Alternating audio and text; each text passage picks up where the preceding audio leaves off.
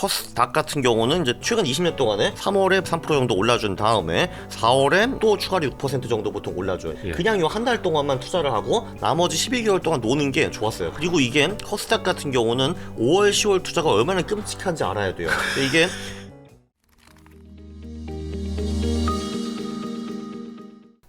아니 아까 오셔가지고 네. 본인 책이 이제 DP가 되어 있는지부터 확인을 하셔가지고 당연하죠. 예, 두 권 뒤에 DP 해놨습니다.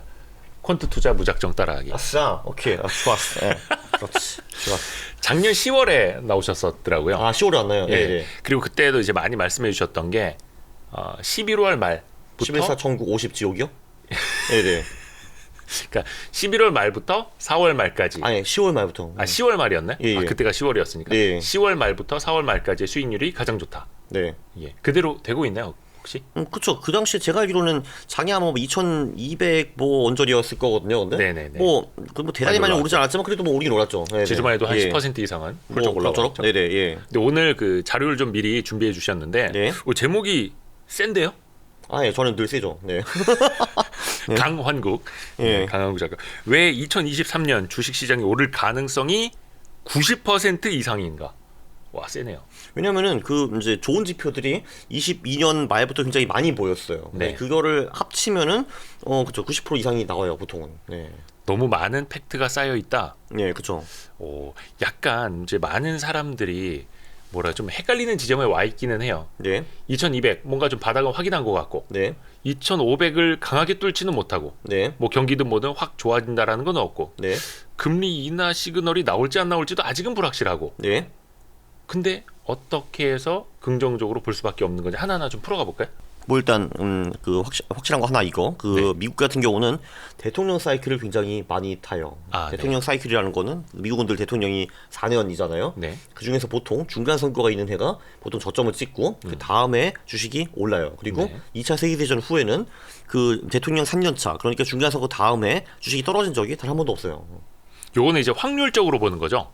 좀 모든 걸 확률적으로 보기로 네. 합니다. 오늘 네. 이제 준비하시는 자료가 과거에 이러이러했다라는 거 아마 이제 집대성하고 뒷부분에 이제 또 다른 이제 깊은 메시지를 주실 수 있는 걸로 알고 있는데 어차피 이게 미래를 볼 수 있는 사람들이 많이 나오긴 하는데 네. 그 중에서 미래를 본 사람을 제가 본 적이 거의 없어요. 네. 미래를 본 사람은 없죠 아직은. 네. 그렇죠. 네. 아니 그러니까 주장만 하시는 거예요, 그분들은. 네, 네. 그리고 저는 이제 과거 확률을 대는데, 근데 이게 미래가 과거랑 비슷하게 들어갈 확률이 보통 되게 높아요. 네. 그렇죠. 그게 이제 확률적 그쵸. 판단이니까. 네. 그렇죠. 그리고 사람 별로 안 바뀌어요, 이게 기본적으로. 근데 네. 중간 선거 다음 해에는 항상 오른다. 네. 한 번도 떨어진 적이 없다고요? 없어요. 네. 그리고 그래요? 이제 그거를 이제 이렇게 보여드릴 수도 있는데, 저거는 대통령마다예요? 맞아요. 네. 1951년부터 2019년까지거든요. 네. 재밌는 거 뭐냐면은 여기 뭐 아이젠하워도 있고 뭐 닉슨도 있고 다 있어요, 있네. 그냥. 다 있어요, 다 있어요. 클린턴 뭐 네. 다 있네. 맞아요. 다 있는데 재밌는 게 뭐냐면은 네. 상반기에는 정말 떨어진 적이 한 번도 없고요. 상반기에 올랐다가 하락장에 떨어진 적은 보시다시피 몇 번 있는데 그래도 연 단위로 떨어진 적이 없어요. 이게 재밌어요, 이게. 그 중간 선거 다음 해. 그죠? 네네. 여기 보면은 뭐 이제 예를 들면 뭐 51년, 55년, 뭐 59년 이때는 그냥 쫙 올라갔고, 네. 근데 뭐 예를 들면은 뭐 이럴 때도 있죠. 뭐 79년이라든지 2011년 요럴 때는 상반기에 오르다가 하반기에 떨어진 적도 있어요, 보면은. 네. 근데 상반기는 늘 올랐어요. 근데 지금 저희 상반기. 네. 상반기는 늘 좋았다. 그렇죠. 바이든 대통령 집권기가 그 첫 번째 떨어지는 사례가 되지 않기를 바라면서. 그죠. 네네. 그럴 가능성은 별로 없어요. 근데 네. 그리고 이제 그게 이제 경제적인 이유도 하나 있어요. 이제 그게 뭐냐면은 네. 요건 이제 제가 이제 박세익 대표님한테 힌트를 좀 받았는데 실제로 보면 이게 금리 흐름이거든요. 네. 대부분의 경우 이제 미국 같은 경우는 중간 선거가 있는 해까지는 금리를 좀 올렸다가 예. 그 다음에 금리가 떨어지는 경향이 확실히 좀 있어요. 보면은. 그러니까 이제 근데 제 생각엔 그게 그런 것 같아요. 어차피 미국 정치인들한테 가장 중요한 거는 그 다음에 대선을 이기는 거잖아요. 그렇죠. 대선을 이길 때 사람들이 그럭저럭 행복해야 돼요. 그러니까 자산값도 어느 정도 올라 있어야 되고 그렇죠. 경제도 이제 어느 정도 좋아야 되거든요. 네. 그리고 보통 이제 1년 차, 2년 차에 미국 대통령들이 그 하드 디시전을 많이 하죠. 그러니까 초반에 뭔가 좀 혁신해야 되는 것들. 그렇죠. 예. 예, 그런 그리고 법안들을 막 밀어붙이죠. 초반에. 맞아요. 그리고 그때 힘이 파워가 있을 때. 있잖아요. 그래서 맨날 나오는 게 대통령 처음 100일 이때가 중요하다 이런 말 많이 하잖아요. 네네네. 그때 보통 새로운 정부가 와가지고 뭔가 개혁, 혁신 또는 뭐 자기가 하고 싶은 거 이제 하는 거죠. 그렇게 하다가 이제 그 2년 차에 중간 선거가 있는 후에는 이제 다음 대선을 격정을 해야 되는 거잖아요. 그래서 경제를 좀 이제 행복하게 만들어줘야 돼요. 그래서 이제 많은 경우에 이제 그 금리가 떨어지는 경우가 꽤 있었고요. 그리고 또 하나가 있는 게 중간 선거가 끝나면은 보통 그 의회에서 그 집권당이 표를 많이 잃어요. 이번에도 그랬어요. 그러니까 하원 같은 경우가 민주당에서 공화당으로 바꿔갔죠. 네. 그러니까 그 후에 이제 무슨 일이 생기냐 하면은 그 레임덕 같은 게 생겨요. 한마디로 대통령이 본인의 정책을 제대로 이제 관철시킬 수가 없어요. 의회에서 계속 반대를 하니까. 네. 예를 들면 요즘 같은 경우에 뭐 우크라이나 도와주자 하면 이제 공화당이 싫어 하면서 막 법안 내고 막 그러잖아요. 그게 그런 게 다 이제 맞물려 있거든요. 근데 시장의 입장에서는 변화가 없는 게 좋아요. 그게 그 안정성을 많이 이제 커지게 해주고 소위 그 폴리티컬 인세큐리티 그게 좀 줄어들거든요. 그게 그런 게 확실히 있고 그래서 이게 대통령 3년 차에 그러니까 중간 선거 후에 주식이 오른다는 게 우연이냐라고 볼 수도 있기는 하지만 그게 다 근거가 있어요. 정치적인 경제적인 근거. 네. 그게 이제 정책적으로 그런 선택을 과거에도 해왔으니 네. 그게 이제 반복돼서 시장에 긍정적인 영향을 미쳐왔던 거고 그죠. 네. 이번에 그거를 기대할 수 있는 시점이고 그렇죠. 왜냐하면은 지금 같은 경우도 금리 맥락상 보면은 2022년까지 금리가 이제 쫙 올라 있고 23년에는 지금 이제 그 여기서 이제 포인트는 5%가 10%로 가느냐 이게 아니라 이제 한 두 번 더 올릴 거냐, 세 번 더 올릴 거냐, 언제 내릴 것이냐 이제 이런 게 지금 포인트잖아요. 지금 사실은 근데 그렇죠. 아무도 지금 금리가 여기서 다시 5에서 10%로 간다는 생각 하는 사람 아무도 없어요 지금 여기. 뭐 6%까지 조금 이야기가 나오는 듯합니다만. 그렇죠. 이제 5.5% 6% 가네 마네 뭐 이러고 있고 그럼 이제 연말에 내리네 아니면 내년 초에 내리네 뭐 이 정도 예. 포인트이지 결국은 이제 금리 인상률이 꺾였다고 보는 거는 뭐 누구나 다 동의를 하실 거고요. 네. 그래서 결국은 비슷한 것 같아요. 그리고 이제 이 차트를 다시 한번 보시면은 야 그러면은 그렇죠. 여기 보면은 그러니까 예외 상황이 몇 번 있긴 있어요. 예를 들면 98년, 99년 요럴 때가 있거든요. 여기 이제 왼쪽 그 밑에 보시면은 그때 같은 경우는 이제 오히려 그 전에 금리를 좀 내렸다가 예. 그 3년 차인 99년에 금리가 올라가는 거를 볼 수가 있거든요. 네. 근데 그때는 근데 경제가 너무 좋았어요. 99년에는 이제 그때가 IT 버블 완전 최고조였거든요. 네. 그때는 이제 심지어 정가선거 후인데도 어쩔 수 없이 금리를 올린 상황이 있긴 있었는데 근데 전반적으로 보면은 이게 이제 그 중간 선거 해랑 그 다음에 2년의 금리 차트를 그린 거거든요, 이게. 네. 전반적으로 보면은 그 중간 선거까지 금리가 오르다가 그 다음에 떨어지거나 횡보하는 경향이 굉장히 높아요, 보면은. 그러면은 2014년, 15년은 뭐냐 또 하실 거거든요. 근데 그 오른쪽 밑에 보시면은 네네네. 거기는 자세히 보지만 제로 금리 구간이었어요. 그러니까 0.1에서 0.2%로 올린 거거든요. 네. 이거는 올렸다고 보기 좀 어려워요, 사실. 네. 지금 왼쪽 아래 맨 구석 왼쪽 아래 구석에 있었던 게 저 몇 년도라고요? 98, 99년이요. 98, 99년. 네. 그때가 가장 이제 예외적이었던 거고. 그렇죠. 그때 보면은 근데 98년에 그때 금리를 이미 좀 내렸다가 그때 뭐 러시아 망하고 막 그랬거든요. 그때 네. 이제 아시아도 좀 불안하고 그래서. 근데 99년에 장이 워낙 좋고 이제 경제가 너무 호황이고 IT 버블이 최고조라서 그때는 예외적으로 이제 금리를 올렸는데 근데 그때는 금리를 올려도 주식이 미친 듯이 갔어요. 왜냐면 경제가 너무 좋았기 때문에. 네. 그렇죠. 이제 단순히 금리를 올린다 내린다 그것뿐만이 아니라 네. 왜 올리는지 왜 내리는지 그 배경도 중요하니까. 하지만 네. 그 당시에는 경기가 좋았다. 네. 좋았기 때문에 많이 올렸던 거고 금리를 올려도 주가는 더 좋았다. 그렇죠. 네. 그래서 이제 네. 평균적으로 보면은 보통 중간 선거가 있는 해에 미국 주식이 바닥을 치고요. 그리고 다음에 최고점까지 평균적으로 47% 정도 올라줘요. 얘가. 잠시만요. 네. 그 다음 해 최고점까지 평균 46.8% 올랐다. 네. 그 다음에 최고점까지. 네, 그러니까 지금 S&P 500의 작년 최저점이 얼마 정도였나요? 3,400 얼마 아니 3,600 정도였죠, 그죠? 제가 알기로는. 네네네. 그걸로 하면은 4,500 이상까지 간다는 건데 뭐 그거까지는 제가 잘 모르겠고요. 이거 평균이기 때문에 어쨌든 확실한 거는 중간 선거 다음 해에는 미국 주식이 늘 올라줬어요. 2차 세계 대전 후에는. 예. 그리고 그 높이도 꽤 높네요. 예, 그렇죠. 네. 그래서 여기 보면은 여기 이제 그래프로 좀 나오잖아요. 여기, 네. 여기 보면은 중간 선거 있는 해에는 주식이 보통 이렇게 횡보를 해요. 이런 식으로 횡보를 하다가 네. 보통 이제 4분기쯤부터 주식이 오르기 시작해요. 왜냐면 4분기부터는 얼추 이제 누가 중간 선거 이긴다 그게 이미 나와 있거든요. 네, 네, 네. 그래서 그때부터는 신나게 오르기 시작해가지고 네, 보통 이제 올해 한 여름 언저리까지 오르다가 겨울까지 보통 좀 횡보를 하다가 4분기 다시 오르는 그런 경향이 좀 강하죠. 네. 요거는 지금 이제 평균치를 그죠, 그죠. 선으로 네. 그으신 거죠? 그렇습니다. 네. 그렇습니다. 나스닥 같은 경우는 평균적으로 좀 더 많이 올라요. 이렇게, 요렇게. 네. 과거에. 네, 그렇죠. 네. 이것도 중간 선거 이후의 흐름.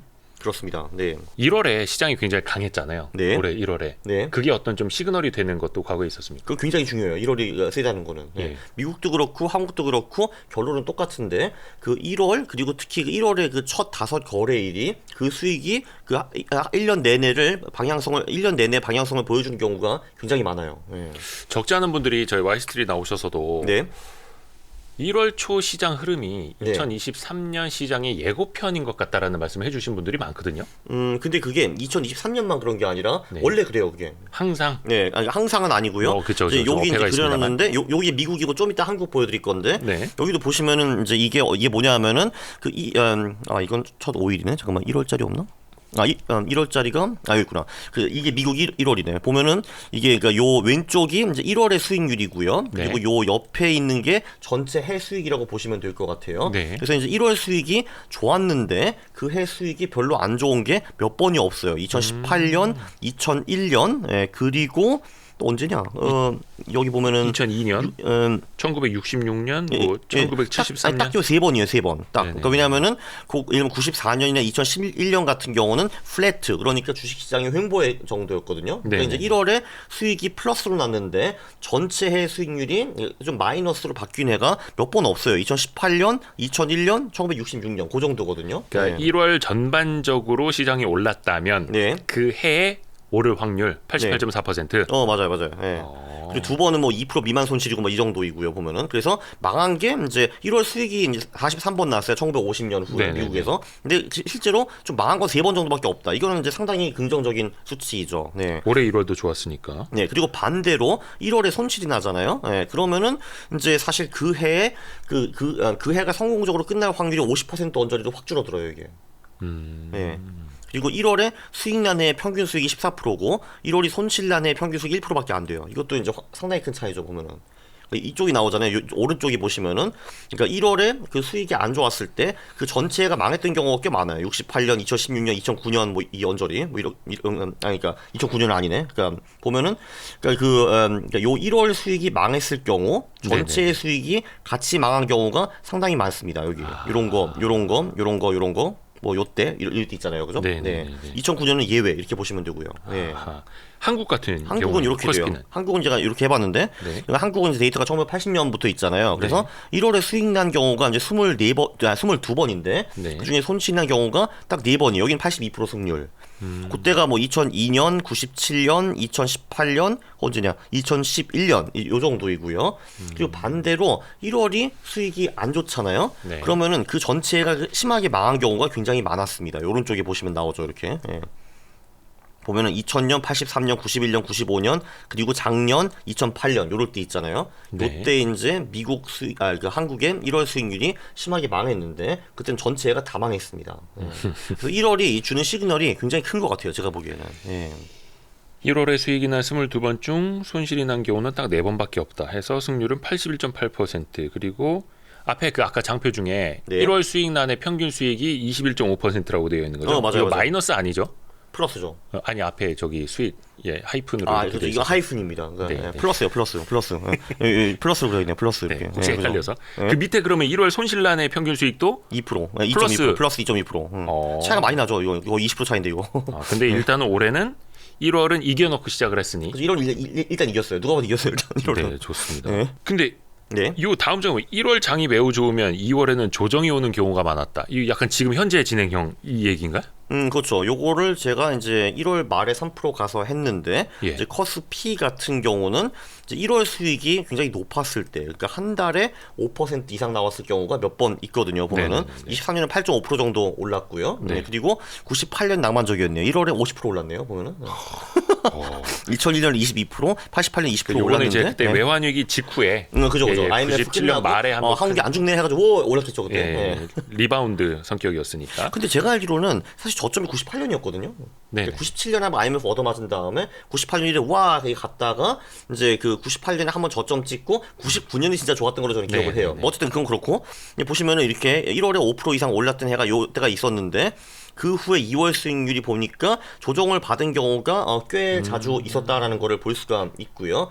그래서 이제 이번 달 그러니까 2월에 조정이 온다고 해서 크게 슬퍼하지는 말아라 이제 이런 말을 제가 했습니다. 네. 1월에 강하게 가고 2월에 좀 쉬었다가 네. 근데 그런 경우가 코스피 같은 경우는 꽤 자주 있었다라는 게 제 결론이었고요.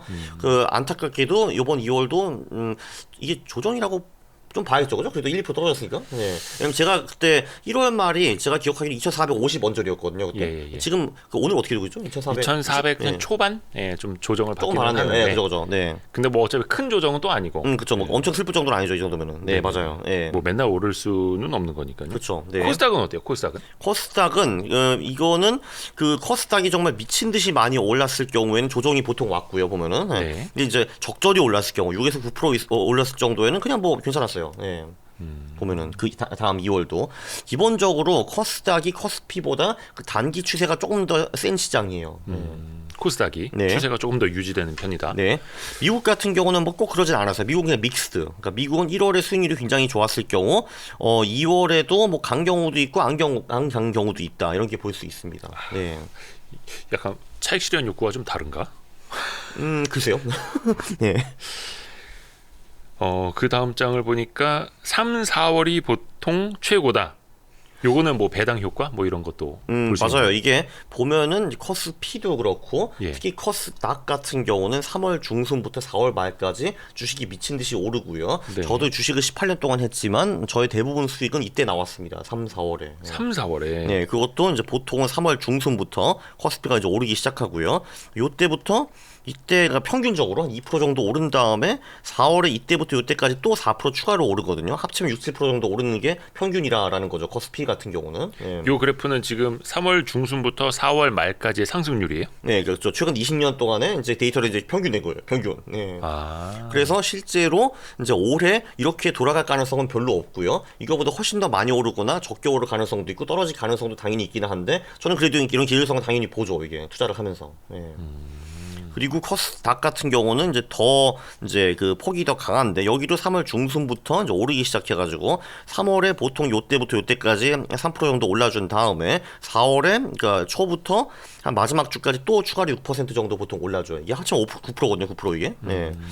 그래서 코스닥의 요때 한 달 수익률이 평균적으로 그 나머지 11개월을 합친 것보다 훨씬 높아요. 네. 그러니까 3, 4월 달에는 정신 차리고 투자해라 막 이런 뜻도 되겠네요. 그렇죠. 최근 20년 동안에 예. 그냥 요 한 달 동안만 투자를 하고 나머지 12개월 동안 노는 게 좋았어요. 코스닥 같은 경우는 아무것도 안 하고. 네. 확률적으로. 네, 그죠. 네.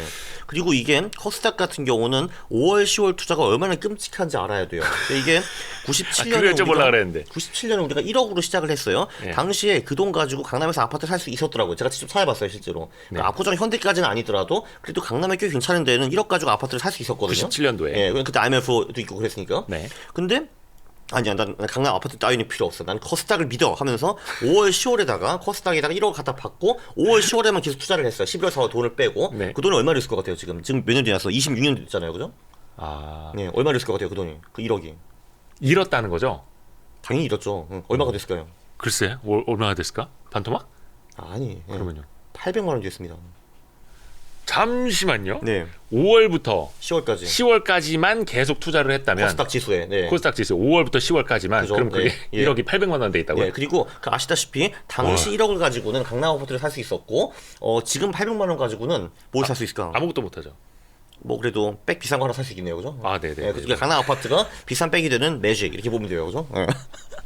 그게 이제 야. 그러니까, 네. 그래서 항상 10월 말부터 4월까지는 투자를 해야 되는 거고. 그렇죠. 그래서 특히 제가 그 중에서 3, 4월은 빼놓으면 안 되는 거고. 그렇죠. 그래서 제가 이제 10억을 벌 수 있는 비결을 알려드릴게요. 네네네. 코스닥에서 5월, 10월에 100억으로 시작하면 됩니다.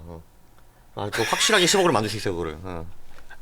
그러니까 항상 5월에서 10월 사이를 주의하라. 그러니까 주의하라. 제가 이거 그죠? 여쭤보려고 네. 했던 이유가 뭐냐면 예. 3, 4월에 지금 가장 수익률이 좋았다고 역사적으로 엄청 이걸 높았어요. 해주셨잖아요. 근데 항상 증시에서도 저도 실제로 맨날 그때 벌었어요. 네, 근데 돈을. 항상 5월에는 주식을 팔고 떠나라라는 그런 격언도 있고. 네, 그 격언이 심지어 1930년대 파이낸셜 타임즈에 나오거든요. 예. 그때가 물론 그때도 그게 벌써 한국 증시 이야기는 아니었습니다만. 그죠. 이제 파이낸셜 타임스 나왔으니까 영국 증시 뭐 이런 거였겠죠. 당시는 그래도 영국이 꽤 센 나라였으니까.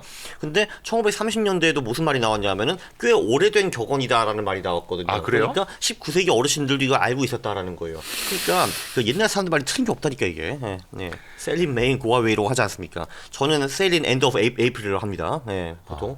그러니까 올해 5월부터는 또 이제 어떻게 될지는 가봐야 되겠습니다만 네. 일단은 3, 4월에는 정신 바짝 차리고 투자해야 된다. 예, 근데 여기서 또 중요한 거는 좋습니다. 예. 보통은 이게 5월에 가서 장이 떨어지는 게 아니라 4월 마지막 주부터 보통 많이 떨어져요. 저도 10년을 투자를 하면서 늘 그걸 경험을 했어요.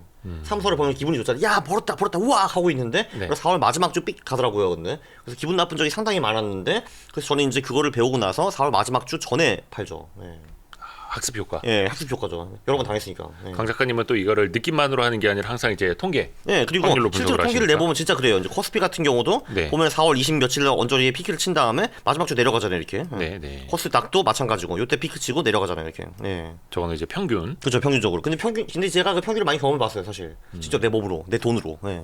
아팠습니다. 네. 제 얘기. 물론 이때 벌어서 유착긴 했지만, 네, 그래도 아팠습니다. 네. 늘 더 벌고 싶거든요. 네. 그렇죠. 그 인간은 네, 누구나 그죠, 똑같죠. 그렇습니다. 네. 다음은 이제 매크로 이야기가 나오네요. 그죠. 네. 제가 이제 그 박세익 그 대표님의 이제 덕을 많이 보기는 하는데, 요거는 아드님이 만드셨어요, 요 전략은. 거의 뭐 박세익 대표님하고 강원국 작가님은 거의 뭐 완전 찐친이시던데 완전히. 근데 이제 뭐 이런 경우가 굉장히 많죠. 박세익 대표님이 이제 뭔가 주장을 하시고 네. 제가 집에 가가지고 그게 맞나 하고 이제 테스트를 해보는 게 맞는데 네. 제가 뭐 이건 투자할 때 되게 중요한 것 같아요. 이제 굉장히 많은 사람들이 많은 주장을 하잖아요. 네. 그럼 그 주장을 이제 배운 다음에 그거를 기억을 하고 집에 가가지고 실제로 그게 맞는지 틀린지 그리고 그 전 사례들이 굉장히 많거든요. 네. 그거를 한번 찾아보는 게 굉장히 중요하다라고 생각을 합니다. 왜냐면 보통 본인의 주장을 하시는 분들이 사례 한 개, 두 개만 갖고 와가지고 본인의 주장을 하시는 경우가 굉장히 많거든요. 예. 알고 보면 역사에 그런 사례가 10개, 12개 있는 경우가 굉장히 많아요. 네, 그거 네. 찾아보면은 야, 이번 한두 번은 맞았는데 나머지 틀렸네? 이렇게 나올 수도 있는 거거든요. 네, 네. 그거는 본인이 직접 해야 돼요. 왜냐면 당연히 그 사람이 그 말 해주진 않겠죠. 나머지 10번 틀렸다는 거는. 네. 그래서 저는 그거 해봤어요. 그러니까 집에 가가지고. 네. 그래서 실제로 이제 이 전략이 뭐냐면은 환율이 쫙 이렇게 올랐다가 다시 1250원을 하향 돌파할 때 들어가는 전략입니다. 요게. 1250원을 하향 돌파할 때. 예, 이게 왜 그러냐 하면은 사실 환율이 1250원 이상으로 상향 돌파한다는 거는 뭔가 지금 세계 경제가 잘 안 돌아간다라는 조금 의미예요. 불안하다. 좀 불안하다라는 얘기죠. 네. 네. 그렇기 때문에 이제 그 세계의 경제가 다시 어느 정도 정상화되는 시그널을 1250원 언저리로 이제 보는 거죠. 네. 그때 들어가는 타이밍, 그때 들어갔으면은 그 후 한 달, 석 달, 6개월, 12개월, 2년 수익을 보면은 평균적으로 상당히 높았습니다. 네, 거의 실패하지 않은 이제 그런 전략들이고요.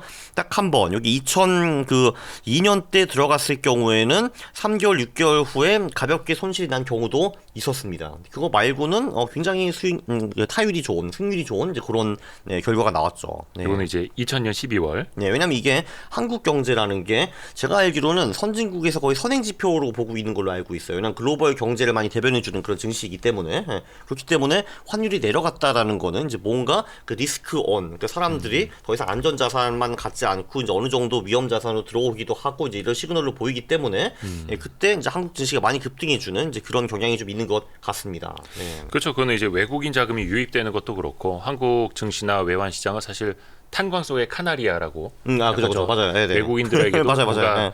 리스크 온 오프의 선행 지표가 되기도 맞아요. 하니까. 제가 그 영상도 실제로 한번 찍어봤는데 실제로 그렇더라고요. 이게 한국 시장이 이제 먼저 망하고 그 다음 달에 미국 시장이 망하더라고요. 보니까.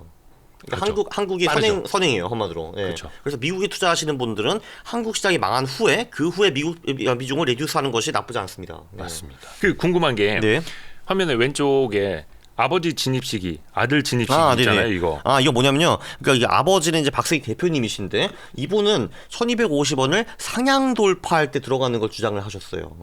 그러니까 그- 뭔가 더 리스크가 커지고 근데 주가는 싸졌고 이럴 때 그렇죠. 왜냐하면은 이제 환율이 높아지면은 그거는 상대적으로 한국 기업들한테 유리하죠. 수출하는 기업들한테 유리하고 네. 그리고 이제 외국인들이 보기에는 이제 한국 그 주식이 많이 싸진 거잖아요. 환율이 네, 높아지면은 그래서 이제 그때 들어가라 했는데 근데 그거 이 전략도 나쁘지 않았어요. 아버지 전략도. 근데 아버지 전략은 들어간 후에 3개월, 6개월 또는 길게는 1년까지 극심하게 고생하는 구간이 나온 적이 있어요. 예를 들면은 이럴 때가 있거든요. 2008년 10월 언저리에 그때 환율이 1250원을 돌파를 했거든요. 네. 그 당시에 커스피가 1400 언저리였는데 그때 아시다시피 3주 만에 그 1400이가 850까지 떨어진 거예요. 거의 3주 900. 만에 30% 네. 타격이 난 거거든요. 근데 물론 당연히 그 후에 커스피가 다시 올라가가지고 2000까지 갔죠. 근데 네. 그건 좋았는데 그 3주 동안 30% 떨어지는 거 그거 어떻게 버티냐 이거죠. 그게 너무 무섭잖아요 이게. 네네네. 그래서 근데 아드님은 그때 안 들어가고 지켜보고 있다가 다시 환율이 정상될 때 그때 들어가는 전략이죠. 그렇기 때문에 저는 개인적으로는 아드님 전략이 조금 더 안전하다고 생각해요. 박세익 대표님의 아드님 전략이 예, 그리고 아버지 전략은 이제 그것도 돈을 확실히 벌기는 버는데 조금 너무 일찍 들어가가지고 초반기에 고생할 가능성이 크다라고 볼 수 있습니다. 요거는 이제 리스크 테이킹을 어떻게 하느냐 네. 의 차이일 수도 있겠어요. 맞아요. 예. 그러니까 좀 그래도 좀 빨리 들어가가지고 처음에 좀 고생하고 조금 더 많이 먹느냐, 아니면은 이제 고생은 딴 사람들한테 냅두고 나서 이제 어느 정도 시장이 밝아진 후에 들어가느냐, 그게 이제 아드님과 아들의 차이인 것 같아요. 그래서 저는 굉장히 흥미로운 전략이라고 생각합니다. 네, 네. 좀 요건 이제 박세익 대표님의 사례를 분석해 보신 거였고 그죠?